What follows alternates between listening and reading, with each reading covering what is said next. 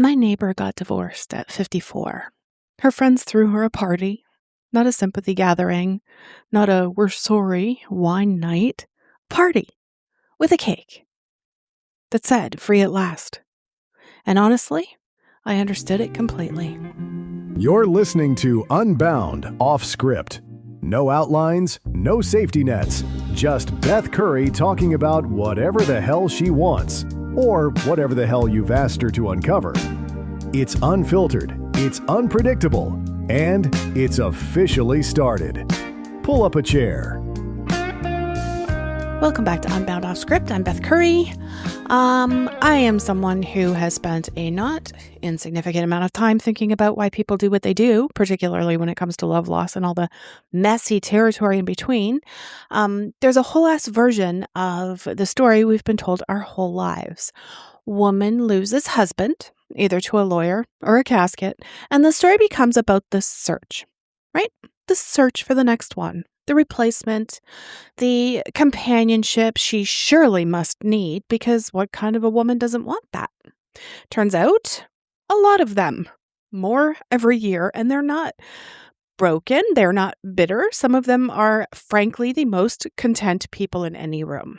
Okay, so today I am talking about a genuine cultural shift, a quiet revolution that doesn't have a march or a hashtag, just a lot of women over 50 making their beds however the fuck they want and sleeping diagonally through the whole damn thing. Okay, talking about the woman who, or the women who land on the other side of a marriage through divorce or widowhood and decide with this full clarity and zero fucks to give and zero apology to stay there, right? Single, unpartnered, and in a lot of cases, actively thriving. I'm also going to talk about what the men are doing. Because spoiler, it's different. It's very, very different. And it tells us a lot about both genders, the institution of marriage, and what people actually get out of it. I did ask some real people to tell me about it. What I got back was one of the most honest collections of responses I've ever received. You know, real people and real answers, not a therapist in the bunch. I'm going to look at what the research says and then, like I said, hear from these actual humans. Sometimes the data tells you what's happening. And then a real person kind of opens their mouth and tells you why, right? So I'm going to talk about it, all of it. I'm going to start with the data because I have a forensics background and I don't feel fully dressed without it. Since 1990, the divorce rate for Americans over 50 has more than doubled. It's gotten its own name, gray divorce, which is either dignified or depressing, depending on how you look at it. I don't know. Back in 1990, fewer than 1 in 10 divorces involved someone 50 or older. And by 2010, it was closer to 1 in 4. That's a movement, I think.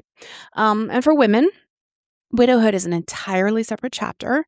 Among women 75 and older who have ever been married, 58% have outlived their husbands. And only 28% of men in the same age group have lost a spouse. Women are statistically likely to end up alone eventually. And the question is, what do they do with that? So according to Pew Research, only 15% of divorced or widowed women say they want to remarry. Compare that to 29% of men who say the same thing. One study that was tracked over 1,000 people who divorced after age 50 for up to a decade. And after widowhood, 94% of women stayed single. After divorce, 77% of women had neither remarried nor cohabited 10 years later. 77%. I'd say that's, women at scale making a choice. I wanted to know what that choice actually looks like from the inside. So like I said, I asked. I'm going to start with Kelly. Kelly was with her husband from age 22 to 56, 34 years.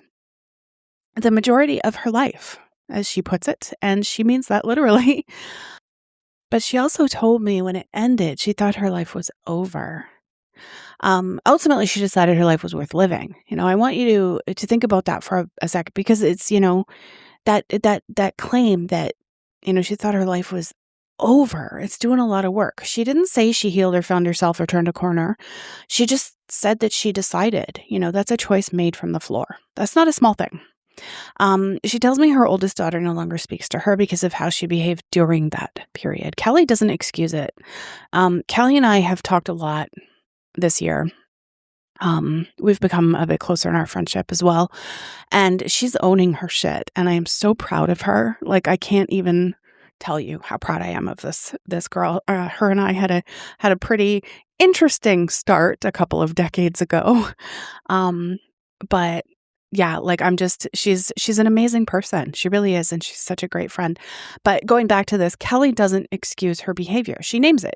She was figuring out how to live again, what she liked and what her interests were. Because for 34 years, she had taken care of everyone, right? Everyone but herself.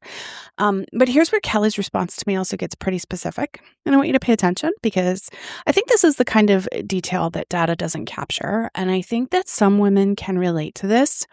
And I'm not slamming anyone, okay? Kelly has chronic back pain, and a position that gives her lower back relief is to drape her upper half over a bed while she stays standing, what she describes as an L shape. And she says now she can do that without someone coming up behind her and interpreting it as an invitation, and then telling her she should be glad he still found her attractive. Read the room, my friend. She's in pain. She's not posing for your cheap thrills. She talks about walking around her house naked and it not being a subliminal message, about not eating according to someone else's hunger schedule or whatever diet he was on that week, or not having to spin cover stories for his behavior in public, not having to say, oh, he just doesn't like people. About not having to, wait for a call that he's drunk in another city and in a fight and needs her to drive 2 hours to Vegas at 3 a.m. and then turn around and work all day the next day. That last one isn't hypothetical. That happened more than once. And here's the thing about Kelly that I think is the most important part of her whole response. She says, I still believe in love and relationships. I'm beginning to understand what love truly is and realizing I have had very little true love in my life. I grew up and married into conditional love. I was the dancing monkey. She's not anti-love. She's pro the real thing, and she's learning for the first time at 56 what the real thing might actually feel like. She says she won't rule out a future relationship, but she has zero desire to live with another person right now, and she won't date when she has no intention of it, when she has no intention of it going anywhere. So she thinks that would be cruel to waste someone's time. Like, the self-awareness is amazing. It's not bitterness. It's a woman with a conscience and a fucking spine. Two things that she apparently had to rediscover on her own. What Kelly experienced has a name in psychology, several actually. The relief that she describes, that physical and emotional exhale of no longer managing someone else's chaos, maps directly onto what polyvagal theory describes as a nervous system returning to safety, right? When you've spent years in a state of like this low-grade vigilance, waiting for the call or managing the mood or monitoring the room, your nervous system is running threat detection constantly, and it becomes the baseline. And when that threat is removed, the relief isn't just emotional, it's physiological. Like, your body actually changes. And I know she's going through stuff right now that's really, really, really, really good. I'm so happy for her. There's also something that sociologist Arlie Hochschild called the second shift, the invisible domestic and emotional labor that women in heterosexual marriages have historically carried in disproportionate amounts. Season 4, I'm going to be talking about this a little bit, but calendars, doctor's appointments, social coordination, emotional regulation for everyone in the household, right? Kelly carried all of that plus crisis management. When she says she spent 34 years taking care of everyone but herself, it's not a metaphor. It's a structural description of how her marriage functioned. And research consistently shows that women's health is less positively impacted by marriage than men's. An unhappy marriage isn't just emotionally expensive for women, it's physically expensive. And the studies on this are not even subtle. Now I'm going to move on to Michelle. Michelle is 47. She had 2 unstable relationships back to back, and she's been single for 4 years. Her response is one of my favorites, and I want to read most of it directly because she says it in a way that I don't think I could improve. What changed for her? She said, a sense of peace. My son and I didn't have to worry about someone else. The home became a place of safety and comfort, a happy place. What doesn't she miss? The constant pressure to be perfect and take care of a grown man. What has she gained? She says being single for 4 years has given her independence. She found herself again. Doing it on her own was scary at first. Her word, scary. But now she says she's so happy being in charge of her whole life. She calls it empowering to realize she doesn't need a partner to be happy and secure. And then she lists her life. Her son, her dad who has dementia. Man, can I ever relate to this? And she's caring for him. A wonderful brother, 3 dogs. She volunteers. She fosters dogs. She has 2 jobs. It sounds amazing, really. Then she says this, and I love this line.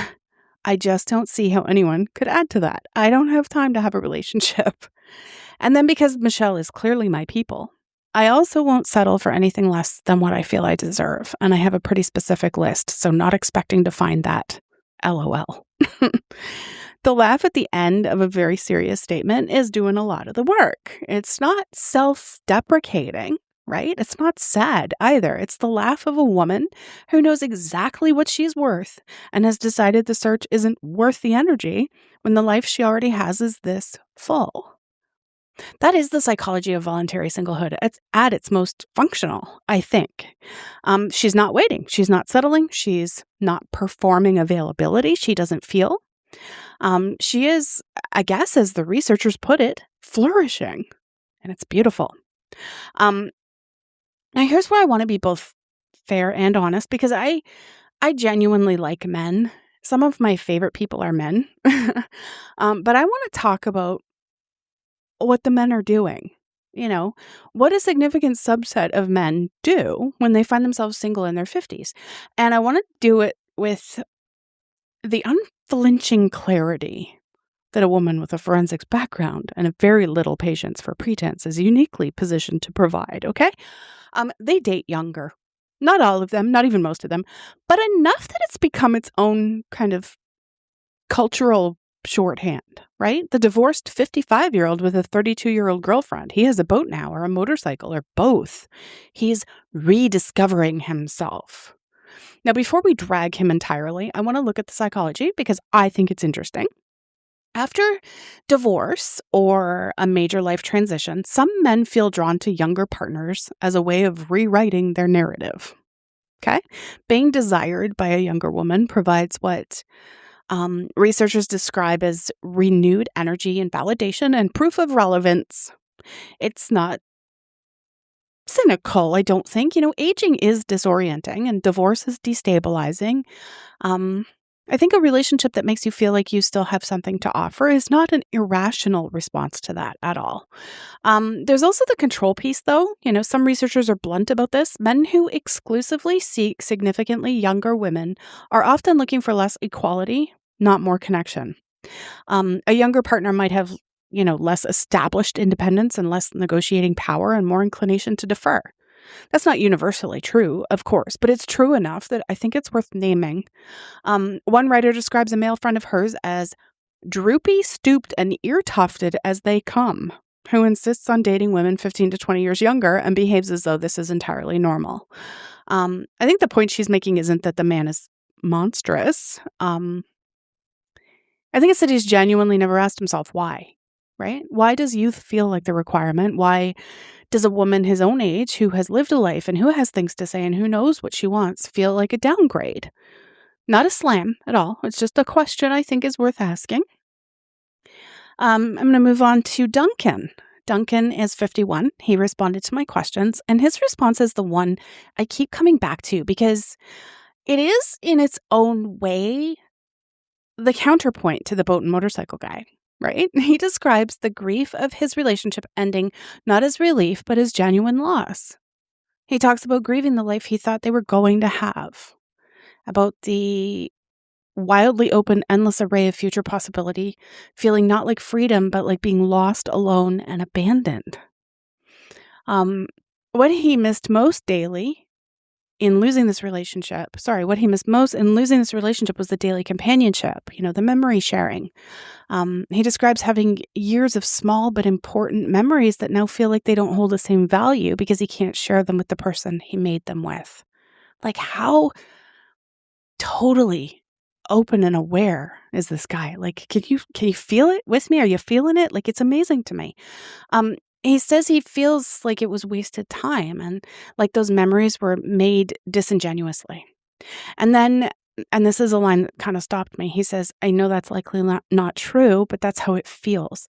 This, guys, this is a man doing his own psychological work in real time in a text message.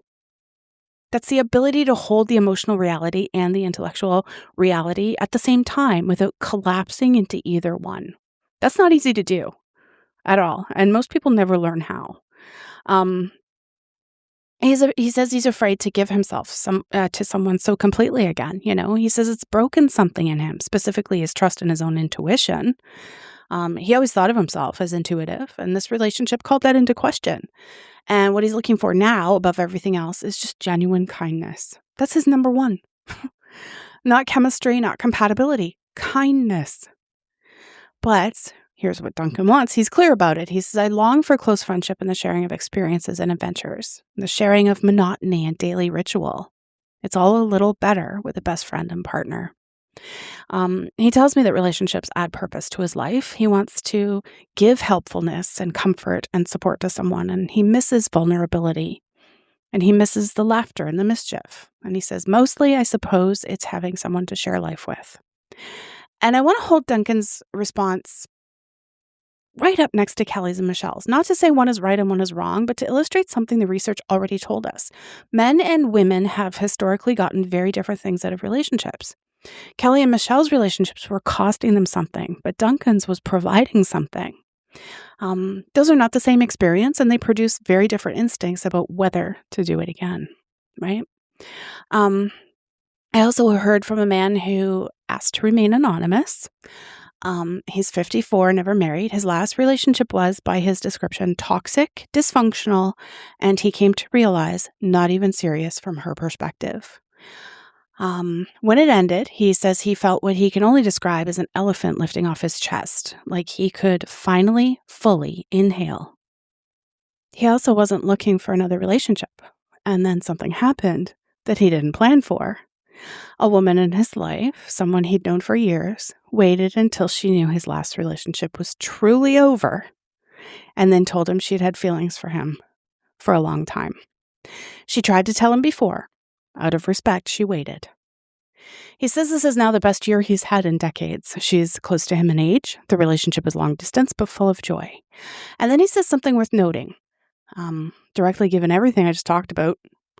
He says, a lot of guys my age are with women in their 30s. I couldn't do that. He's 54. He found his person. She's close to his age. He seems entirely unbothered by this, which tells you everything about where his head is. What does he think relationships provide? He says, a safety net that isn't just financial or logistical, but emotional. It's the knowledge that if I fall, I'm not falling into a void, but into a pair of hands. Into a pair of hands. I've been thinking about that image since I read it. Nicole's story doesn't fit neatly into either the staying single and thriving category or the found love again category, and I think that's exactly why it belongs here. Nicole tells me that her and her husband started drifting apart when she got sober in 2019. They stopped being intimate. They started sleeping in separate rooms. COVID arrived. She put on weight. And in 2023, they celebrated 10 years of marriage. They went on vacation and they came back and kept trying. But in January 2025, a client of hers died. And then that following April, she turned 50. She says, I decided I wanted to live my life happy, not missing out anymore. They're separated now, not divorced, and both are in new relationships. She says intimacy is extremely important to her. So is love. So is respect. I'm not here to editorialize Nicole's choices. What I notice is the timing. A client's death and a 50th birthday. These two data points that arrived within months of each other and kind of recalibrated everything. Now, psychologists call this a mortality salience trigger. So it's a moment when the awareness of your own finite time becomes undeniable. It doesn't always produce grief. Sometimes it produces clarity. Sometimes a person looks at their life and realizes the thing that they've been tolerating isn't just uncomfortable. It's expensive in years and in aliveness. And Nicole decided to stop paying that price. What I notice across all of these responses, the women who are choosing to stay single are not choosing it from a place of defeat. Kelly is rediscovering what love is supposed to feel like. Michelle has built a life so full she genuinely can't figure out where a relationship would even fit. They're not waiting to be rescued. They have stopped believing rescue was ever the point. And the men in this group, Duncan, the anonymous 54-year-old, they're thoughtful and self-aware and notably interested in women their own age, and that matters. That's not the cultural default for men in the 50s, and the fact that these particular men operate that way is probably not a coincidence. Self-awareness tends to cluster. The research backs all of it up, too. Women who stay single after 50 report increasing satisfaction with singlehood over time. Their loneliness, when it exists, is far more connected to the quality of their connections than to the presence or absence of a partner. Right? They're more likely to invest in friendships and pursue their own interests and, according to multiple studies, be more physically active and socially engaged than their partnered counterparts. And the psychological framing I keep returning to is identity certainty. Studies show that women in their 40s and 50s report greater clarity about who they are than they had in their 30s. They have a stronger sense of purpose, a deeper inner strength. You don't arrive at that kind of clarity and then hand it over to someone who needs his schedule managed and his ego maintained. Some women do find love again after 50, and it's real and it's right. Nicole's story is still being written. The anonymous man fell into a pair of hands he didn't know were waiting. Duncan is still looking with his eyes open and kindness at the top of the list. But for the Kellys and the Michelles of this world, the women who looked at what was being offered and looked at what they had built on their own and did the math, I think we might want to stop calling singlehood a consolation prize. Because from where they're standing, it looks a lot like the prize itself, if you ask me. I want to thank every person who responded to my questions. Your honesty was generous, very, and your specificity was brave, in my opinion. Kelly, Michelle, Duncan, Nicole, you put real words to something a lot of people are living silently. And to the anonymous man who described falling into a pair of hands, I hope you know how much that image landed. If this episode resonated with you, I'd love to hear about it. If you have a story of your own, whether you're happily single, happily partnered, or somewhere in the middle figuring it out, the conversation is open over in the Facebook group. If you want to support the show, production costs and stuff, you can pop over to Coffee. All the information is in the show notes. I will see you next time. You've been listening to Unbound Off Script. The script is gone, the chair is empty, and Beth Curry is officially out of here. If you've got something you want her to dive into next time, let us know. Until then, stay curious, stay raw, and keep it unbound. We're out.